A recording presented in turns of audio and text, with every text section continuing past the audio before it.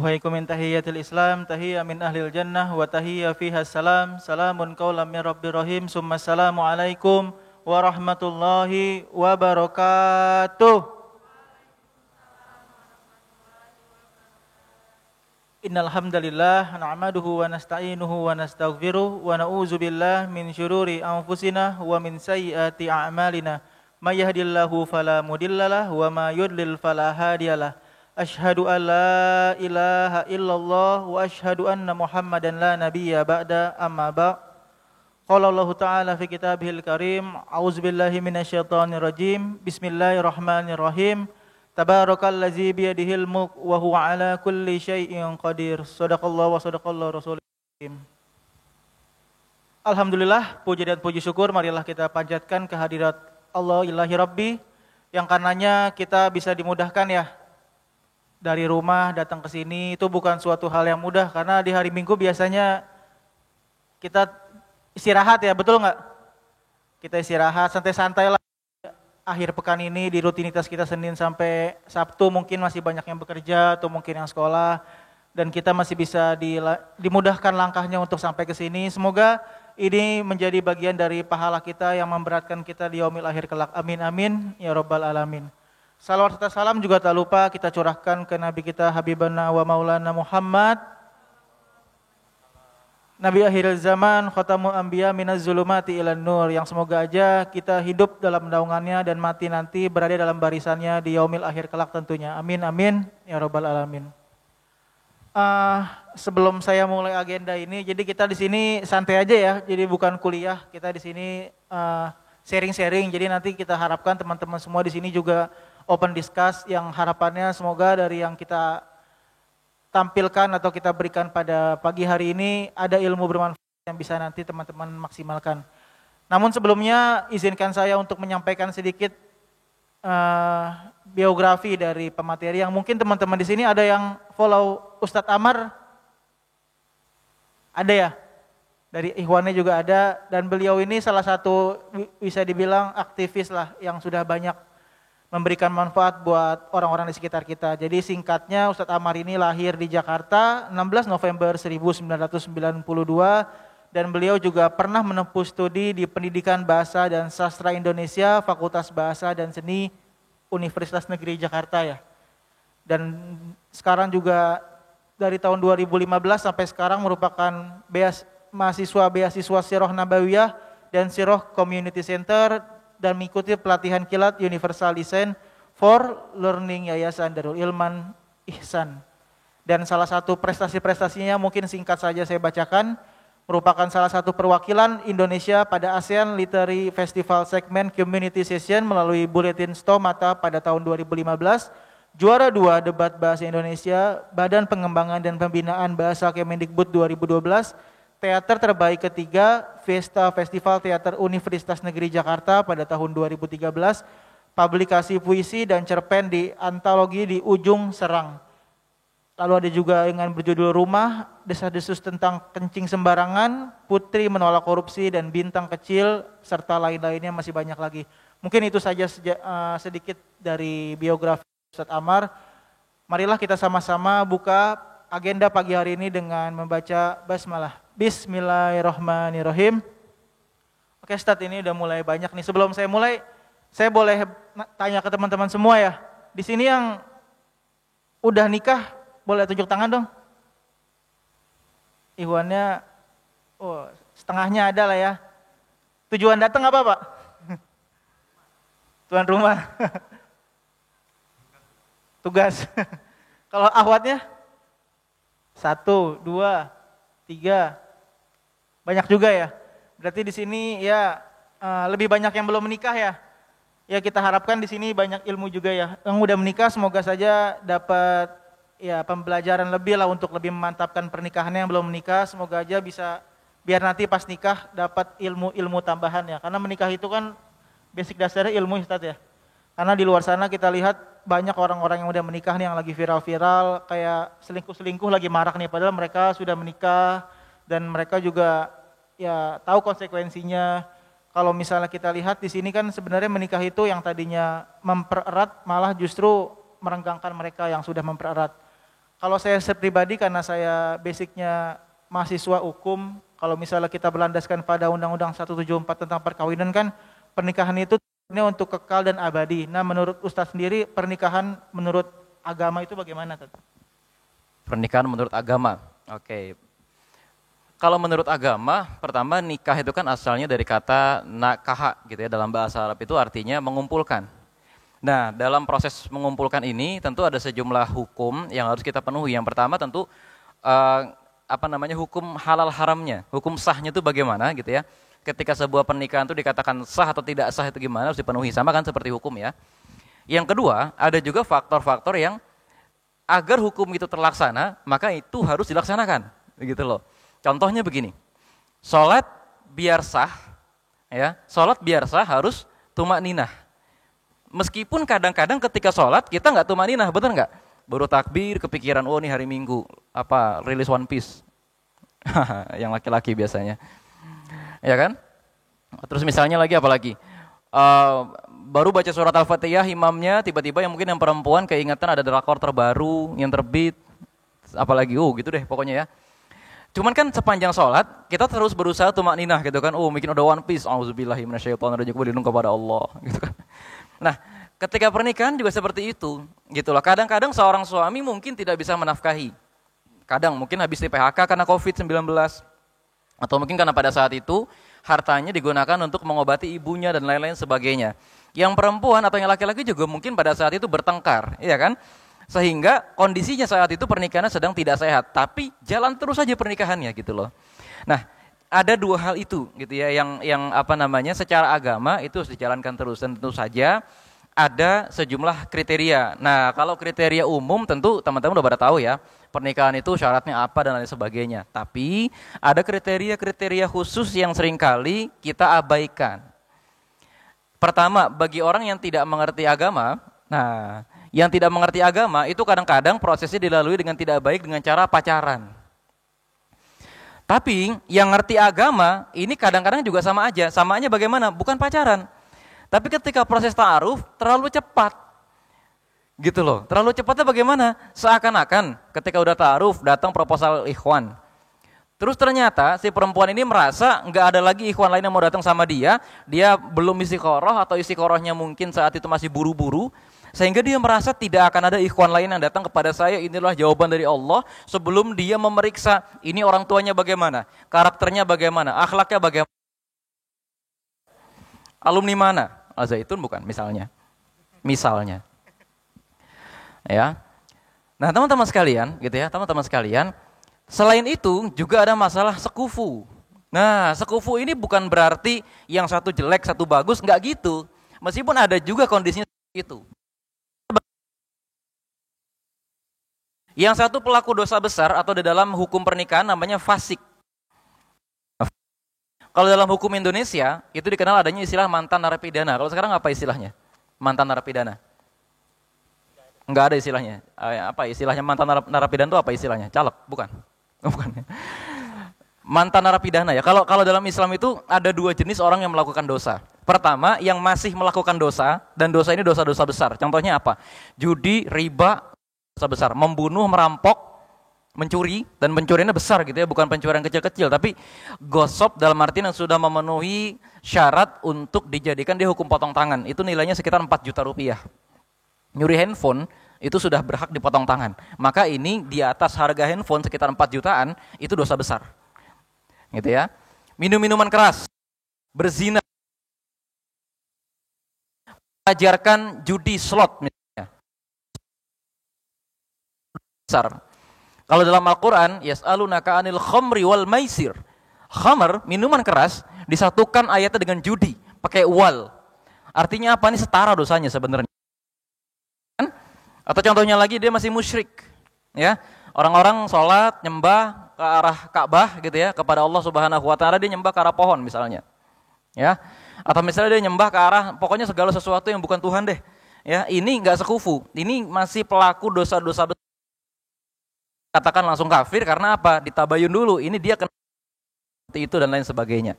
Ya, ada juga yang enggak sekufu, setara bukan karena yang satu. Contoh, Ini bapaknya mainannya sawit, ibunya punya restoran banyak. Ya biasalah, misalnya kalau sekarang kan perempuan banyak yang usaha dari rumah, nggak perlu ketemu sama laki-laki, ya kan? Tapi punya bisnis yang besar. Contohnya apa? Pengusaha pakaian gitu kan. Bahkan Bittersweet by Najla misalnya gitu ya. Itu kan semua perempuan dari rumah dia bisa menjalankan. Sementara calon pasangan yang datang keluarganya pegawai semua. Bapaknya PNS, ibunya pegawai BUMN, dia sendiri jadi pegawai pajak misalnya. Ini ketika ketemu dua keluarga, ketika salah satu keluarga inginnya mantunya pekerjaannya sama, ini nggak sekufu. Dan itu dalam Islam boleh gitu loh. Dalam Islam artinya begini, boleh menikah, akan tetapi sebaiknya kalau sudah ada keberatan dari salah satu anggota keluarga tidak diteruskan. Karena perbedaan profesi merupakan perbedaan kufu meskipun tetap sama-sama setara. Contohnya lagi, pernikahan antara dua suku yang tradisinya jauh berbeda. Nah, di sini tadi yang udah nikah ya, ada nggak yang nikah Jawa Betawi misalnya? Kalau Jawa Betawi masih sama-sama orang di Pulau Jawa masih agak mirip-mirip sebenarnya tradisinya. Sumatera biasanya. Sumatera, Aceh ketemu Jogja, itu beda banget. Ada yang orang Aceh di sini? Ada yang orang Aceh? Oh nggak ada. Orang Jogja? Nggak ada juga. Ya, saya orang Jogja. Ya, saya pengalaman nih, saya nikah, saya orang Jogja asli. Bapak ibu saya itu orang Jogja. Istri saya, nah, nenek dari bapaknya orang Medan, sementara ibunya asli orang Riau, asli orang Melayu. Sementara kakek dan nenek dari ibunya itu masih di Malaysia sana. Coba bayangin, tradisinya beda banget. Ya, hari-hari pertama saya nikah itu saya nggak bisa makan apa-apa. Karena apa? Semua masakan yang dimasak istri saya.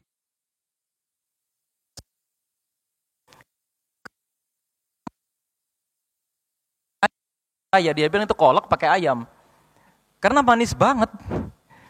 Kalau orang Jogja masak opor, itu gula tengah, yang setengah, masukin aja sewajan. Jadi rasanya ya ayam.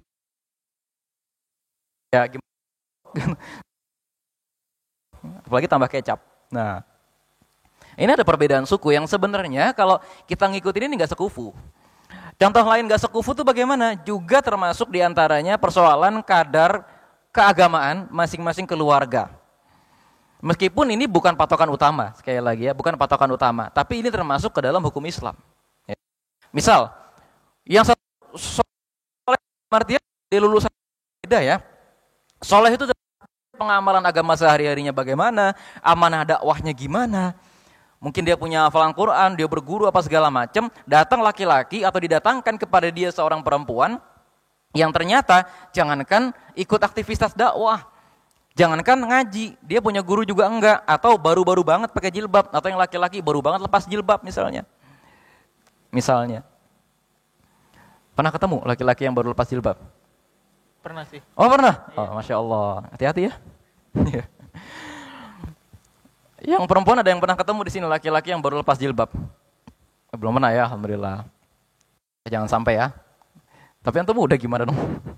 Nggak sengaja gitu. Oh nggak sengaja ya, alhamdulillah. Sial. Mudah-mudahan orangnya bertaubat ya. Amin. Nah contohnya gitu teman-teman sekalian. Jadi ini kadang-kadang, ini yang perempuan itu mentang-mentang gini, datang seorang laki-laki, terus ketika proses ta'aruf, mungkin ada satu rahasia, nanya biasanya sama saya di DM tuh, bang, datang laki-laki kepada saya, bang, tapi dia ngakunya pernah berzina, bang, terus gimana? Saya tanya balik biasanya sama yang nanya, Afwan, antum sendiri apakah pernah melakukan dosa besar atau tidak? Dan antum kondisi keluarga besar tuh bagaimana? Oh, anak besar baik bang. Abi aneh biasa ngisi di masjid, ya dari wudu sampai ngisi jadi imam pernah, misalnya. Anak sendiri berjilbab dari kecil bang, dari SD udah nggak pernah kelihatan buka jilbab di depan umum misalnya. Anak sebagainya, suami misal itu masih melakukan dosa-dosa besar. Ngomongnya baru berhenti minum, ngomongnya baru pacarnya, demi kamu aku mau deh berhenti ngerokok. Apalagi? Itu deh bahasa-bahasa buaya. Ini yang seperti ini saya bilang, ini nggak sekufu, gitu loh. Ini nggak sekufu. Sama aja kalau di mata hukum, nah kan itu orang hukum nih. Di mata hukum Indonesia itu beda bobotnya antara orang yang sudah melakukan beberapa kali kejahatan dengan orang yang sama sekali belum pernah melakukan kejahatan. Orang yang lagi dihukum sekalipun, kalau pada saat dihukum dia melakukan kriminal dalam penjara, dan orang yang ketika dalam penjara itu nurut, baik, apa dan lain sebagainya, tidak sombong gitu ya, ya mijitin sipirnya misalnya, atau saya sendiri kan ngajar di penjara ya, di lapas Gunung Sindur. Teman-teman di sini ada yang rumahnya di Gunung Sindur? Ada ya? Ada yang berencana di penjara di sini? Nggak apa-apa, ada saya nanti di Gunung Sindur. Ya. Ketika saya ngisi di lapas Gunung Sindur, nah itu dijelasin tuh sama sipirnya saat itu. Memang napi-napi itu nanti akan dapat remisi, ya salah satunya. Caranya adalah kita-kita nih yang datang dari yayasan itu bikin project namanya pokoknya menghafal Quran di sana. Dan napi-napi di sana yang menyetorkan hafal 3 juz, 4 juz, 5 juz gitu ya, masa tahanan dipotong. Nah, jadi sekarang penjara di Indonesia udah bagus-bagus sebenarnya, yang besar-besar. Kalau yang masih di pelosok-pelosok itu yang masih agak-agak itu ya. Wajar lah, negara kita kan membaiknya itu tidak sekaligus gitu ya. Namanya manusia itu butuh proses, negara juga apalagi, yang orangnya 200 juta lebih.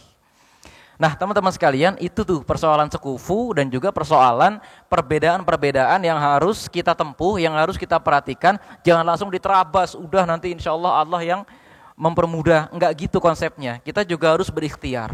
Ya, kita juga harus berikhtiar. Bahkan Syekh Wahbah Az-Zuhaili itu juga memberikan beberapa pengertian. Contohnya, selain pada persoalan profesi, persoalan level kekayaan, kata Syekh Wahbah Az-Zuhaili, itu juga kadang-kadang menjadi penyebab konflik. Misalnya, keluarga besar yang latarnya itu sangat kaya, orang-orang cebol lah gitu bahasanya, tahu nggak? Nah, yang cewek-cewek lebih tahu nih. Udah pada ketawa-tawa tuh kan.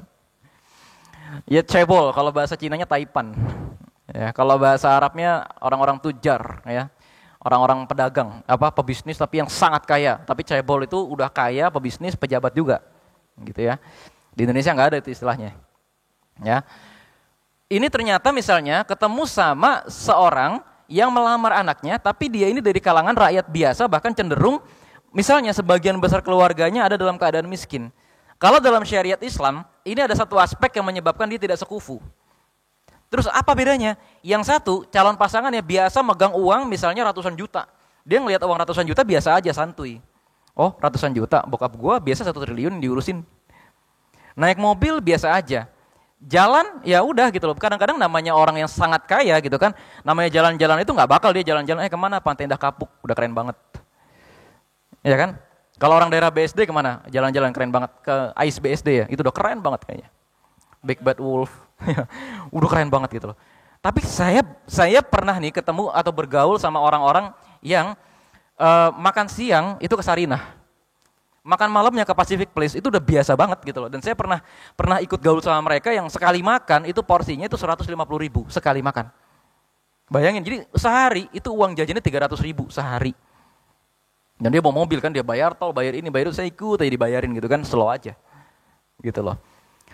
Ada juga orang-orang yang mungkin pergaulannya down to earth gitu loh. Ini bahasa halus untuk meskipun kadang-kadang dia kaya, kadang-kadang dia memang kaya sebenarnya. Tapi model pergaulan itu dibikin sederhana aja. Makan di pinggiran jalan, kaki lima biasa. Ngopi nggak usah di kafe-kafe lah, udah di Indomaret aja cari Nescafe misalnya. Ya, dan lain-lain sebagainya. Ini termasuk di antara sekufu yang kalau kita perhatikan baik-baik ini menjadi salah satu ikhtiar dari kebahagiaan dan sakinah dalam rumah tangga. Itu kira-kira. Gaya hidup lah ya. Gaya hidup, betul. Jadi yang satu kayak misalnya satu makan keripik, satu suka makan keju kan susah ya. Dicampur. Ya, tinggal keripik keju sih. Ya, kalau kata lagunya Project Pop. Ya. Jadi kalau misalnya kita bilang di sini tadi saya singkat, ya kita cari yang sekufu. Jadi tadi masalah keimanan juga ya. Kalau bisa jangan jauh-jauh banget, teman-teman yang biasa datang ke kajian minimal pasangannya apa ya? Ya sama-sama datang ke kajian. Sama-sama datang gitu. ke kajian lah, minimal. Sama-sama atau enggak buka-buka di YouTube lah sedikit-sedikit. Jadi jangan terlalu jomplang banget, yang satunya ada ketertarikan ke kanan, tapi yang satu kiri banget kan jatuhnya malah oleng nanti kapalnya ya. Yang kedua juga masalah tadi masalah harta juga ya, itu Betul. dipertimbangkan juga. Jadi kalau misalnya kayak di film-film Korea kan biasa tuh ya, si kaya ketemu si miskin, terus ibunya menolak, tapi mereka kucing-kucingan akhirnya ya gitulah ya. Kayaknya kalau di Indonesia nggak seindah itu deh. Dari awal udah langsung ditendang aja kali ya. Ah, itu dia. Jadi kita harus sebelum menikah itu kita benar-benar perhatikan banget biar kalau misalnya ke depannya itu nggak terlalu membawa masalah lah untuk kita. Lalu yang kedua Tat, kalau misalnya dilihat kan ini pertanyaan tadi kan general ya. Sekarang karena saya Ikhwan atau laki-laki, saya mewakili pertanyaan laki-laki ya. Dan semua juga pasti setuju dengan pertanyaan ini. Menikah itu kan salah satu ibadah yang kata orang ibadah itu harus disegerakan ya, kayak sholat udah azan ya disegerakan. Menikah pun seperti itu walaupun ada syarat-syaratnya yang mewajibkan mereka untuk menikah. Namun kalau kita sebagai laki-laki ini ada kayak disegerakan atau dimantapkan dulu. Dimantapkan dalam artian kayak misalnya kemapanan dan ilmu, apakah kita mending kita persiapkan dulu secara pas baru kita nikah atau sambil berjalan aja. Itu yang saya temukan di lingkungan saya sehari-hari sih. Jadi kayak misalnya kita ketemu teman-teman yang udah ibaratnya berumur cukup lah, karena belum nikah ya pasti 70% jawabannya karena masih belum mapan atau bagaimana. Kira-kira pandangan Ustadz seperti apa tuh? Ini pertanyaan menarik nih ya. Saya ngasih tahu dulu nih ke yang perempuan gitu ya. Jadi kadang-kadang gini nih, yang perempuan tuh kadang-kadang tuh suka nagih, ini ikhwan mana, Japrian doang ngelamar kagak gitu ya. Misalnya serius gitu jadi ya. dianggap PHP kan, padahal lagi berjuang gitu deh. Saya sering banget tuh dicurhatin sama laki-laki gitu loh, sama laki-laki gitu ya. Bang, kita ditantang-tantang nih bang, suruh nikah. Begitu kita datang di rumah orang tuanya minta kita lulus dulu, punya pom bensin dulu, apa. Waduh, ribet banget syaratnya gitu kan. Jadi gini loh ya teman-teman sekalian, tinggal bilang sama orang tua, Bu, saya nggak bisa punya pom bensin, karena apa? Di masa depan baterai listrik. Ya udahlah, banyak alasan. Artinya gini loh, ini yang perempuan tuh kadang-kadang, yang mempersulit itu bukan dari pihak laki-laki gitu loh. Tapi apa? Calon mertua, orang tua kalian sendiri gitu, yang kadang-kadang permintaannya macam-macam. Iya kan? Permintaannya kadang-kadang macam-macam, minta mas kawinnya macam-macam lah gitu kan. Persyaratannya menantu saya tuh pokoknya ya harus punya rumah dulu gitu kan. Udah tahu daerah Jabodetabek punya rumah susah, daerah BSD sini aja tuh rumah paling murah udah 750. Itu juga kecil banget ya. Itu juga kecil, tipenya cuma 35 ya. Mungkin bisa bergeser ke Cisauk gitu. Iya, ya kan? Kalau ibarat kata gini, kalau kita yang orang Depok, itu kan Depok tanah masih luas-luas dan rumah masih gede-gede kan. Rumah-rumah baru yang dibangun zaman sekarang itu kos-kosan dengan pencahayaan yang bagus sehingga tampak mewah. Karena apa? Lebarnya cuma 35 meter gitu-gitu loh. Nah, artinya gini, kadang-kadang, ini saya ngebela laki-laki dulu nih gitu ya.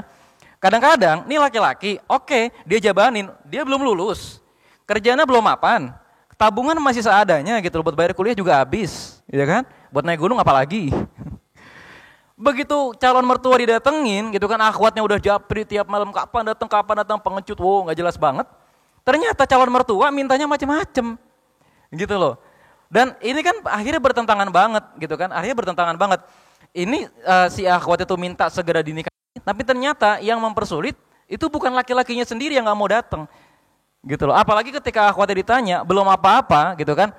Misalnya gini, oh ini ikhwannya nih pengecut nih, gak ada yang datang apa segala macam. Nggak taunya begitu ikhwannya nanya, syaratnya apa? Ana bisa menikah dengan antum? Ya ladang sawit lah 8 hektar. Coba, ya kan? Misalnya, iya kan? Itu.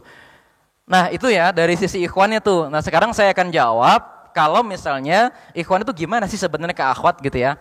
Nah bagaimana jawaban para ulama? Ini yang paling penting. Kita nggak boleh tuh jawabnya dari kita dulu tuh nggak boleh. Karena apa? Ini banyak banget di media sosial, jawabannya cuma menurut saya. Sehingga apa? Ini bukan sunnah yang kejawab. Sehingga seakan-akan pernikahan itu terlalu nyepelein, tapi juga terlalu ketat tuh kadang-kadang gitu loh. Ya, gimana sebaiknya? Pertama, kalau menurut Imam Al-Ghazali rahimahullah ta'ala dalam kitab Adabun Nikah, kitab ini adalah bagian dari kitab Ihya Ulumuddin. Ada yang pernah ngaji kitab ini? Belum. Ada yang dari pondok pesantren? Enggak ada yang mau ngaku ya, takut ditanya pondok pesantren mana ya, nggak apa-apa. Ini rata-rata dari sekolah biasa gitu ya, atau paling MTS gitu kali ya. Ya kalau yang dari kampus Islam siapa? Ada yang dari kampus Islam? Ayo tunjuk tangan nanti dapat hadiah dari panitia. Amin. Oh nggak ada yang dari kampus. Oh ada 2, dari mana Mbak? Oh dari UIN, UIN mana? Oh dari UIN Jakarta ya, alhamdulillah.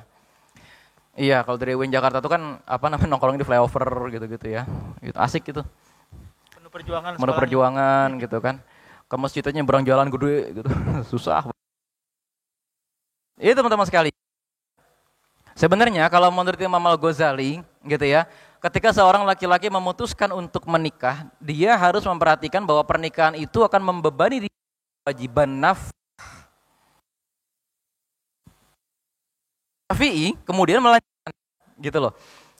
Di dalam Al-Qur'an surat An-Nisa ayat 3 ternyata Allah Subhanahu wa taala itu sedang menceritakan kapan sebaiknya kita memberikan harta anak yatim yang diwariskan oleh mendiang orang tuanya. Kapan? Ternyata Allah Subhanahu wa taala menggunakan istilah balaghun nikah. Apa maksudnya? Berikanlah harta yang ditinggalkan oleh orang tuanya kepada anak yatim itu ketika si anak yatim ini sudah mencapai balaghun nikah. Gitu dalam surat An-Nisa. Berarti kalau kata Imam Syafi'i, balaghun nikah ini berhubungan dengan kemampuan seseorang untuk mengelola hartanya sendiri. Meskipun itu bukan harta dari pekerjaan dia, meskipun itu dari warisan, meskipun itu dari pemberian, atau meskipun itu dari giveaway. Terserah, yang penting harta. Ternyata syarat utama bagi yang laki-laki kapan sebagai kita menikah bukan masalah gajinya berapa, bukan masalah udah kerja atau belum, bukan masalah itu gede atau sedikit. Tapi masalah dia sudah punya kemampuan mengatur hartanya atau belum. Ada orang misalnya gajinya cuma 2 juta, pas banget 2 juta. Ya, pas banget 2 juta. Udah gitu kenapa aja gede lagi misalnya. Ya kan, auto debit apa, wah banyak deh. Paling bersih-bersih kalau orang zaman sekarang terima gaji itu rata-rata dikurangi 10% dari keperluan macam-macam, dia take home pay-nya itu sekitar 90% atau 80%. Itu orang zaman sekarang. Misalnya, ya, ada laki-laki gaji 2 juta, misalnya, bulut-bulutnya gaji 2 juta. Tapi ternyata dengan kemampuan manajemen keuangan yang dia miliki, dia nggak merokok misalnya. Kalau bisa naik kendaraan umum yang lebih murah misalnya, dia makan di tempat-tempat yang murah tapi tetap bergizi dan bersih. Tidak konsumtif ya, nggak ngikutin gaya tren-tren terbaru, pulsa dihemat-hemat, gitu kan, apalagi. Wah banyak deh pokoknya. Ya, mungkin dia ngambil freelancer jadi panitia ini, panitia itu di samping menjalankan pekerjaan tetapnya. Ini orang lebih bisa dikatakan balaghun nikah. Karena apa? Dia punya kemampuan mengatur keuangan sendiri yang bagus. Apalagi dia tahu persentase-persentase.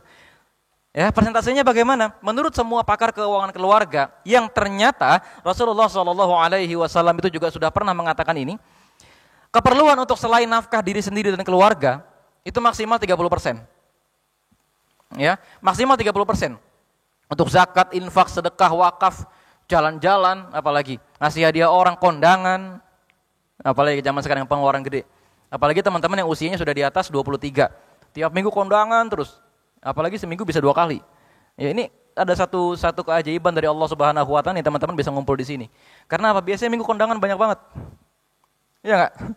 Bisa 1 2 gitu kan. Dan itu boros gitu loh. Dan itu dalam tanda kutip ini tradisi Indonesia kan.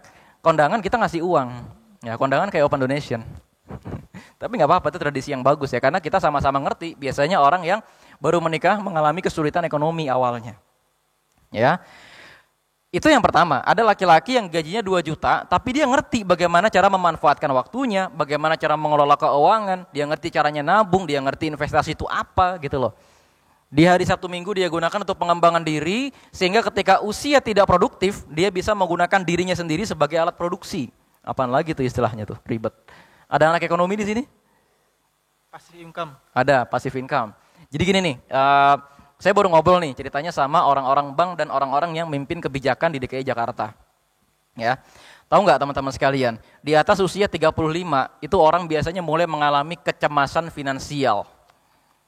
Tahu nggak jawabannya? Gini, rata-rata lowongan pekerjaan mensyaratkan usia maksimal 35. Sehingga ketika orang di atas usia 35 tidak punya skill kedua atau skill ketiga di luar skill utama dari pekerjaannya, dia akan terancam. Dan itu terbukti ketika masa COVID-19 kemarin. Banyak orang yang sudah merasa nyaman kerja di satu kantor. Ketika akhirnya kantornya melakukan perampingan, dia merasa terancam. Dan akhirnya benar saja, ada ratusan ribu orang di Jabodetabek yang waktu itu saya uruskan, saya kerja di pemerintahan. Ya, jadi saya megang data ini, gitu ya. Ada ratusan ribu orang yang usianya rata-rata 30-35 tahun kena PHK, tidak punya secondary skill. Contohnya apa? Contoh, teman-teman punya skill utama sebagai guru. Ternyata teman-teman sekalian ketika pihak sekolah akhirnya melakukan PHK atau kejadiannya kayak COVID itu kemarin, sekolah tidak PHK. Tapi kejadiannya sekolah tidak membayar guru. Selama 3 bulan gaji guru ketunda. Karena apa? Para orang tua murid mengajukan keringanan pembayaran. Sehingga 3 bulan guru nggak dibayar. Akhirnya apa? Sebagian besar orang yang usianya sudah di atas 30 dan tidak punya secondary skill itu merasa terancam dan akhirnya terlunta-lunta. Termasuk di antara pengertian balaghun nikah tadi adalah seseorang itu di bawah, ketika usianya masih muda ya, di bawah 35 itu masih muda. Ya. Di bawah usia 35 itu masih muda, dia mempersiapkan hari liburnya untuk di skill. Contoh, antum orang hukum kan? Orang hukum. Ya. Secondary skill apa? Dihukum. Mungkin bahasa. Nah, contoh ya, contoh ini orang hukum.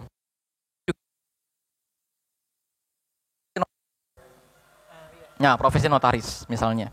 Tapi tetap beliau ini harus idealnya itu mengambil secondary skill yang bisa dia gunakan sebagai skill bertahan hidup atau mengembangkan pintu pendapatan baru. Contohnya apa? Bahasa asing. Dan sekarang bahasa asing yang dikuasai sebagai secondary skill udah bukan bahasa Inggris. Karena bahasa Inggris dianggap sebagai bahasa sampingan.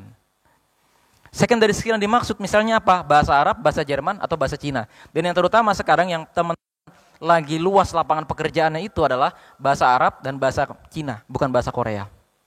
Karena kerjasama dagang kita dengan Korea tidak terlalu besar. Kerjasama dagang kita dengan Cina itu yang paling besar. Nah, kebayang nggak nih teman-teman sekalian? Bahkan kerjasama dagang kita dengan India, jadi kalau kita mau belajar bahasa India, itu ternyata lagi besar. Ini teman-teman harus pintar menghadapi perkembangan zaman tuh kayak apa. Kalau zaman orang tua kita dulu tuh bahasa Inggris, teman-teman udah bisa bahasa Inggris, bisa nyetir, udah keren banget. Tapi kalau sekarang bisa bahasa Inggris sudah biasa banget, anak TK aja udah bisa. Ya. Nah, yang kedua, ada juga orang gajinya gede. Untuk ukuran Indonesia deh. Untuk ukuran Indonesia itu gaji gede 2 kali UMR. Taruhlah UMR, kalau UMR di sini berapa? 4,5 kali ya. Sekitar 5, anggaplah 5. Berarti 2 kali UMR 10 juta. Orang gaji 10 juta udah gede, tapi ternyata dia tidak pandai mengatur keuangan. Seiring dengan pendapatannya tinggi dia bolos. Setiap malam dia nongkrong di warung kopi. Ya, harga kopinya 100.000. Udah nyicil ini, nyicil itu, dan kadang-kadang kebanyakan anak muda itu ketika gajinya banget, dia tidak menabung tapi dia ngambil kredit. Nah, ketika saya bicara sama orang bank, saya sering banget nih rapat bareng sama orang Bank DKI. Ternyata nih teman-teman sekalian, kenapa di Indonesia ngambil kredit itu lebih gampang daripada teman-teman nabung, padahal kalau di luar negeri ngambil kredit itu lebih susah sebenarnya. Syaratnya lebih susah. Karena psikologinya orang Indonesia itu lebih suka ngambil kredit. Dalihnya apa? Nanti kalau uangnya ditabung sendiri, kepake terus. Akhirnya nih teman-teman sekalian, pembelian barang-barang elektronik, pembelian kendaraan, motor, mobil, dan lain sebagainya, dikreditin. Dan anak-anak muda yang belum punya tanggungan atau yang tanggungannya belum punya keperluan yang besar, mungkin yang punya anak, saya juga punya anak nih. Saya masih ngerasa sekarang anak saya belum perlu sekolah. Ya enggak? Anak saya belum perlu tuh nanti hari Minggu malam misalnya minta tiba-tiba buku gambar. Malam-malam saya cariin misalnya. Belum minta uang study tour. Apalagi. Belum minta uang olahraga lah, beli baju olahraga, uang jalan-jalan, uang ini, uang itu, uang praktikum. Apalagi. Ya kita dulu lah gitu kan. Wah praktikum apa? Beli mayat. Nah, yang kedokteran misalnya. Ih mahal kan? Mahal. Nah, itu dirasakan orang tua di atas usia 40 biasanya. Ketika anaknya sudah masuk usia SMA atau anaknya sudah masuk usia perguruan tinggi. Yang anaknya masih umur 4 tahun, 3 tahun, belum ngerasain. Makanya kadang-kadang anak-anak muda itu boros. Karena kan rata-rata kalau anaknya masih baru lahir atau anaknya usia 4 tahun, ini masih di bawah 3 orang tuanya, ya enggak? Nah, ini rata-rata anak-anak muda itu masih boros. Dia beli barang-barang yang tidak punya nilai jual tinggi atau dia beli barang-barang yang nilai susu itu cepat. Anak-anak itu dikasih barang mahal sama dikasih barang murah, sama. Yang penting bapak sama ibunya ikut main bareng sama dia. Anak-anak itu diajak main ke taman Tebet yang gratis, sama diajak main ke taman hiburan yang mahal, bayar makanan 45.000, sama. Yang penting bapak sama ibunya itu jangan sibuk motret aja gitu loh, main bareng sama anaknya. Anak-anak itu diajak ke masjid, terus kemudian diajakin duduk bareng sama bapaknya, dikenalin masjid apa segala macem. Sama dengan diajak ke bioskop apa segala macam itu sama sebenarnya. Hanya bedanya yang satu bayar, satu enggak, temenin bapaknya, yang satu mungkin bapaknya sibuk diem apa bla bla bla gitu loh. Nah, ini termasuk diantara pengertian balaghun nikah tadi. Makanya bagi laki-laki yang penting itu karakternya itu sudah karakternya di hadapan harta itu sudah cukup atau belum. Dan jadi wajar kalau mertua, orang tua perempuan tuh nanya, "Kamu bekerja di mana dan penghasilanmu berapa?" Dan perempuan sebagai calon istri juga berhak bertanya, "Anda menafkahi saya berapa nanti?" Dan dalam ukuran nafkah itu sebetulnya tidak sesuai, tidak disesuaikan dengan kesanggupan masing-masing, bukan. Tapi kadar nafkah itu disesuaikan dengan kadar kebutuhan di setiap negeri atau kebutuhan di setiap kota. Misalnya, ketika BPS menetapkan orang dengan pengeluaran bulanan di bawah 2 juta adalah keluarga miskin, maka berarti minimal seorang kepala keluarga itu menafkahi di atas 2 juta. Entah 2 juta 100 atau 2 juta pas, terserah, yang penting jangan kurang dari itu. Menurut statistik yang dianggap miskin itu di angka 600.000 sekarang. Itu pendapatan. Iya, jadi gini, statistik itu ada 2. Pertama, pengeluaran keluarga dan pendapatan kepala keluarga. Ini yang saya dapat ini.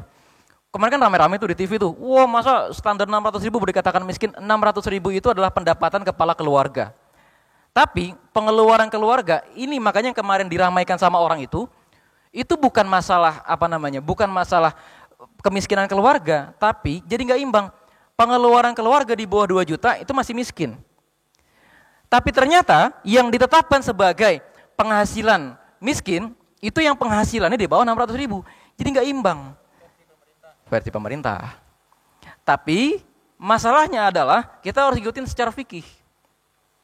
Contoh, pengadilan agama ketika memutuskan perceraian, nah ini pasti antum tahu nih. Itu pasti menetapkan nafkah bulan bagi mantan suami kepada keluarga yang dia tinggalkan. Biasanya hakim itu menetapkan berdasarkan kadar nafkah yang cukup di kota tersebut. Biasanya begitu, meskipun ada juga berbagai hal. Ada kasus perceraian beberapa orang-orang kaya atau beberapa artis misalnya, sampai nafkahnya sampai di atas 20 juta, itu tidak mempertimbangkan kota, tapi mempertimbangkan kebiasaan keluarganya. Nah, unik kan kalau misalnya kita bahas pernikahan itu.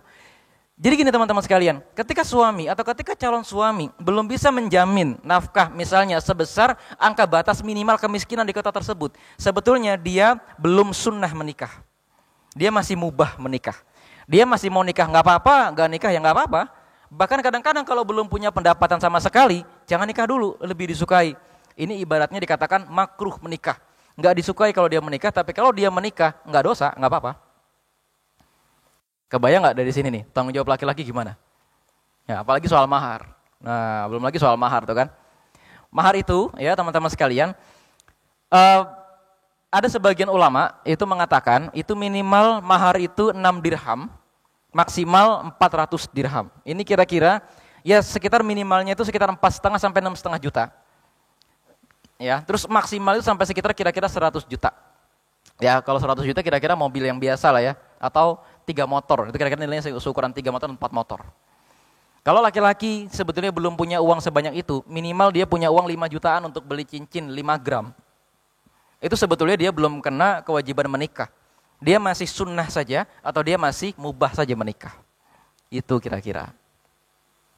Ya, jelas ya buat laki-laki ya. Jadi yang buat perempuan juga jangan khawatir ya, ketika ketemu laki-laki yang kita lihat punya visi misi ke depannya udah jelas, apalagi masalah ekonomi perhitungannya ya. Jadi belum tentu laki-laki yang kita lihat punya uang 5 juta tuh justru udah cukup buat kalian nanti, karena mungkin mereka ada ngerokok, ada jalan-jalan keluar yang lifestyle-nya itu melebihi dari pendapatan dia, itu kan yang bahaya ya. Jadi diperlihatkan lagi, dan laki-laki juga kalau misalnya tadi kan kita dijelaskan juga ya, menikah ada sunnah, makruh, mubah, wajib. Kalau misalnya kita belum siap, ya kita harus paham dulu kita ada di posisi mana, apa kita masih sunnah untuk menikah ataukah makruh untuk menikah. Jangan sampai kita menikah justru kita menzolimi pasangan kita yang tadinya ya dia hidup enak dengan orang tuanya, fasilitasi, ketika menikah dengan kita justru ya malah standarnya ditekan lagi, kan kasihan ya. Karena ya kita berharap sama-sama senang lah dalam ibadah yang seumur hidup ini.